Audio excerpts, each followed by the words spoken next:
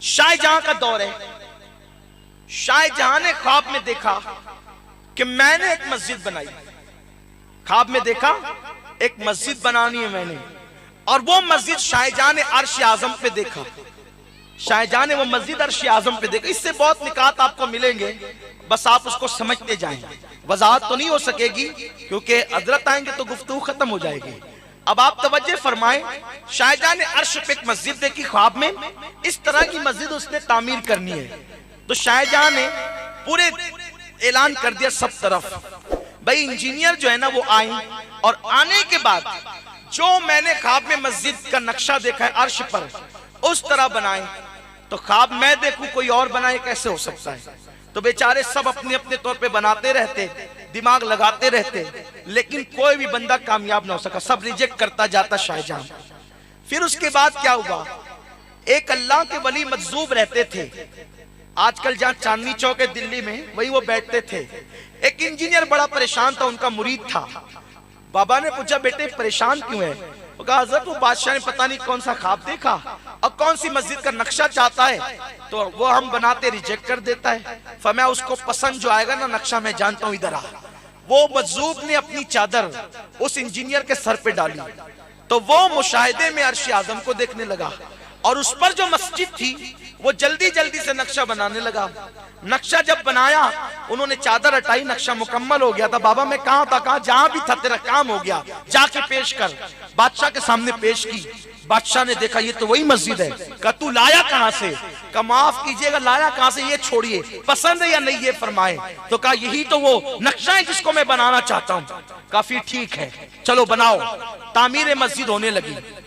उस वक्त एक बात यह भी हुई कि बादशाह ने कहा इस मस्जिद का संगे बुनियाद जो रखेगा उसके लिए जरूरी है कि वो तहज्जुद गुजार हो। बालिग होने से लेकर आज तक जिसकी कभी तहज्जुद फौत न हुई हो, बालिग होने से लेकर आज तक जिसकी कभी पहली तकबीर न छूटी हो, बालिग होने से लेकर आज तक जिसकी असर और इशा की सुन्नतें गैर मौक़िदा भी तर्क न हुई हो, वो इस मस्जिद की बुनियाद रखेगा, क्योंकि ये मस्जिद मेरे लिए निजात का जरिया होगी। सुबह से लेकर शाम तक सब खड़े रहे, बातें होती रही, लेकिन किसी ने बुनियाद न रखी।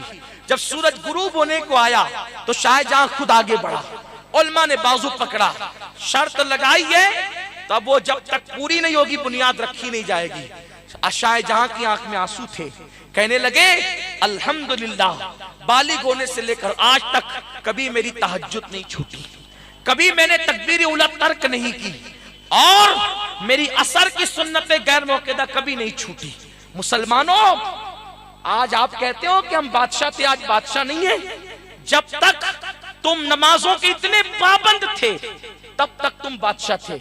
आज थोड़ी सी दौलत आती और चर्बी चढ़ती है तो तुम जिना की अड्डी आबाद करते हो, शराब की अड्डी आबाद करते हो। स्मार्ट मोबाइल हाथ में आ जाए तो पूरी पूरी रात स्क्रीन पर जिना के मनाजिर देखते हो।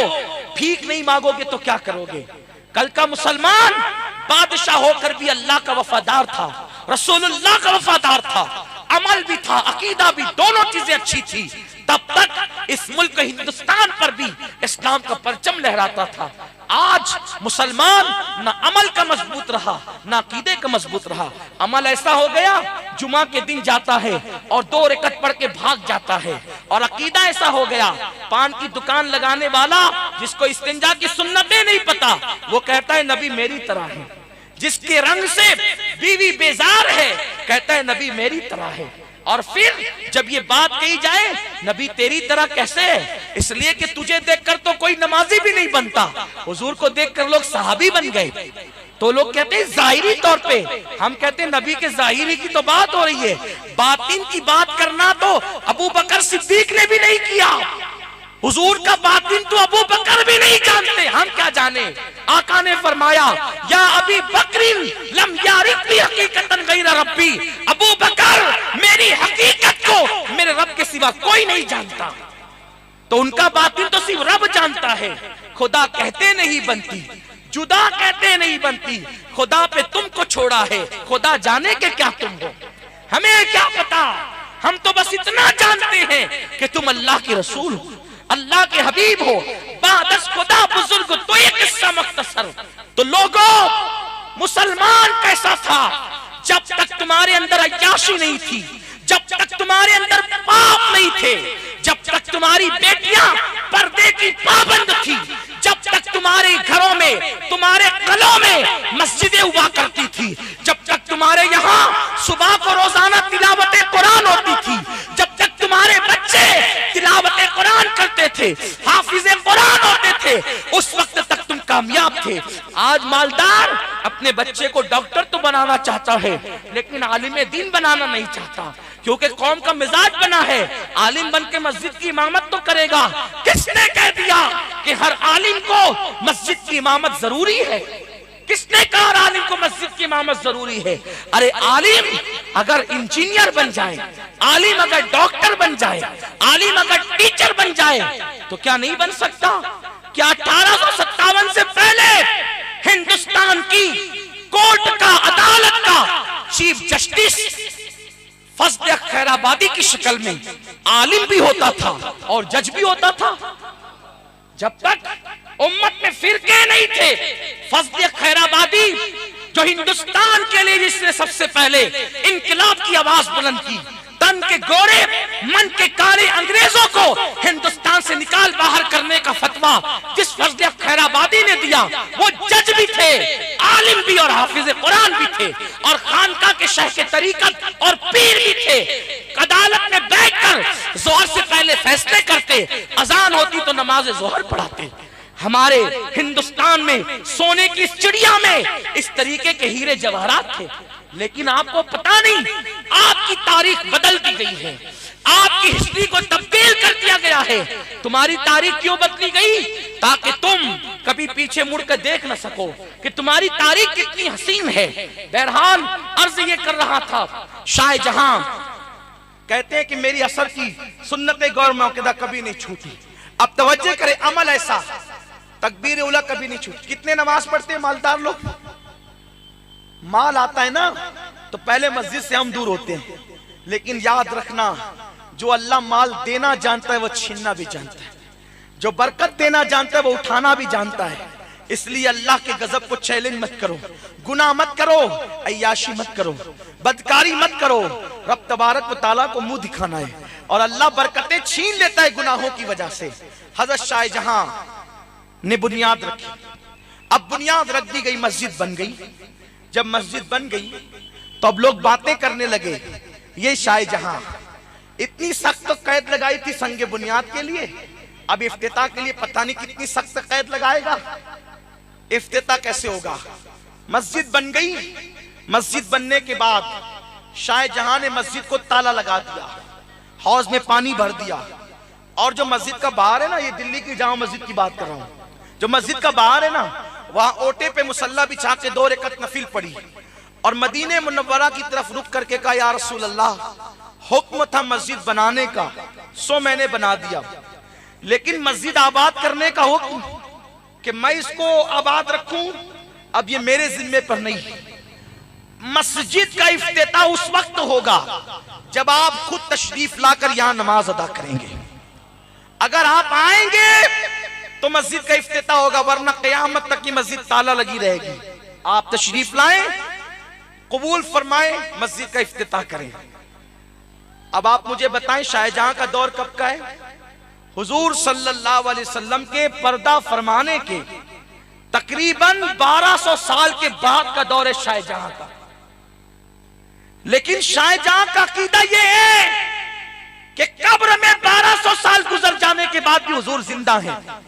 दिल्ली से मैं फरियाद कर रहा हूं, हुजूर सुन रहे हैं, और उनको बुला रहा हूं तो वो आ भी सकते हैं। ये अकीदा बादशाह का था, अवाम का था, खवास का था। कब तक? जब तक अंग्रेज हिंदुस्तान नहीं आए थे।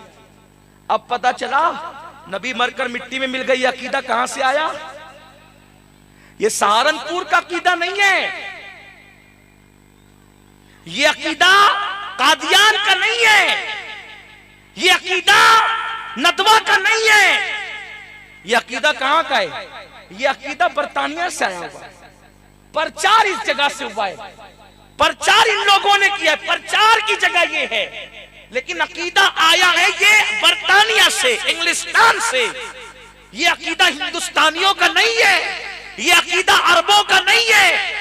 अरे अरबों का ये अकीदा कैसे हो सकता है कि सिद्दीक अकबर ने रसूल पाक के पर्दा फरमाने के 2.5 साल के बाद कहा कि मेरे इंतकाल के बाद मेरा जनाजा रसूलुल्लाह के कदमों में रखना, और हुजूर से कहना अबू बकर जिंदगी भर साथ रहा तो मजार में भी कदमों में सोना चाहता है, अगर हुजूर इजाजत दे तो मुझे हुजूर के कदमों में दफन कर देना, और इजाजत न दे तो मुसलमानों के कब्रिस्तान में दफन कर देना। कब्र के अंदर से भी कोई इजाजत दे सकता है? हाँ दे सकता है। ये सिद्दीक अकबर का कीदा है। अल खसाइसुल कुबरा में इमाम सयूती ने लिखा है, पता चला कि ये जो अकायद तुम्हारे अंदर आए ना, तकवियतुल ईमान वाला कीदा, हिफ्जुल ईमान वाला कीदा, बराहीन कातिया वाला कीदा, ये सारे अकायद के जिम्मेदार प्रचार मौलवियों ने किए हैं। ये अकीदे लाने वाले अंग्रेज हैं, तन के गोरे मन के काले अंग्रेज है ये, वरना हमारे अकायद क्या थे? अवाम का भी अकीदा था, हुजूर को बुलाएं अगर चाहे तो आएंगे। लोग कहते हैं इन सुन्नियों को क्या हो गया?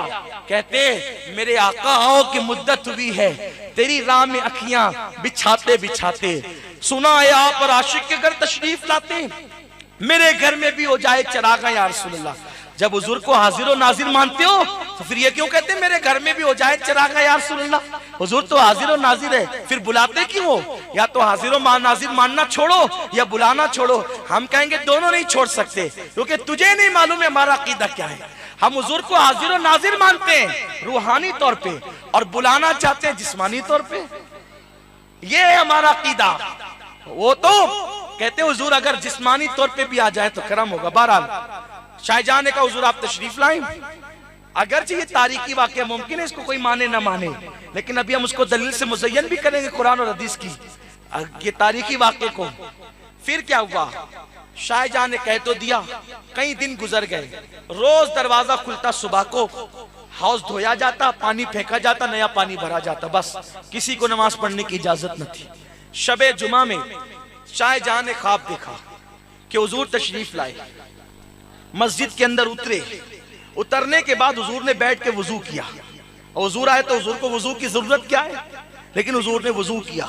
वजू करने के बाद हुजूर ने नमाज पढ़ी, आंख खुली, गुस्ल किया, उलमा को, सादात को, मशाइख को और सिपाही को लेकर लाल किले के रास्ते से जामा मस्जिद आए। अंदर से रास्ता था, अब भी है। तो आए तो कहा कि जुमा की नमाज से मस्जिद शुरू कर दो। उलमा ने कहा क्यों? आपने तो कहा था जब तक हुजूर ने कहा हुजूर आ चुके। कहा ये खुशबू नहीं देखते हुजूर आ रहे, खुशबू आ रही है। कहा खुशबू तो आ रही है, लेकिन शाहजहां कोई दलील चाहिए उलमा को। तो कहा मैंने ख्वाब में हुजूर को वजू करते भी देखा है हौज पे। तो जब हौज पर आए तो अब भी पानी बह रहा था।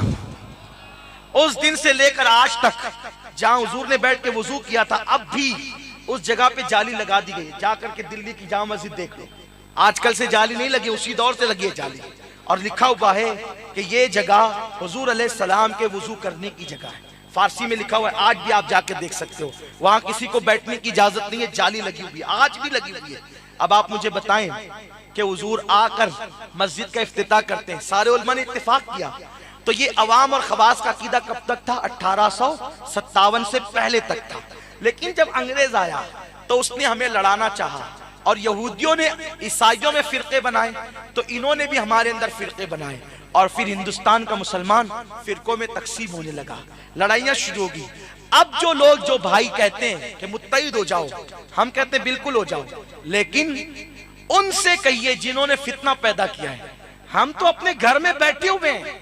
देखिए एक मिसाल बताता हूं, एक माँ का और बाप का घर है, अब बाप के बेटे हैं 10, ठीक है, उसके 10 बेटे हैं।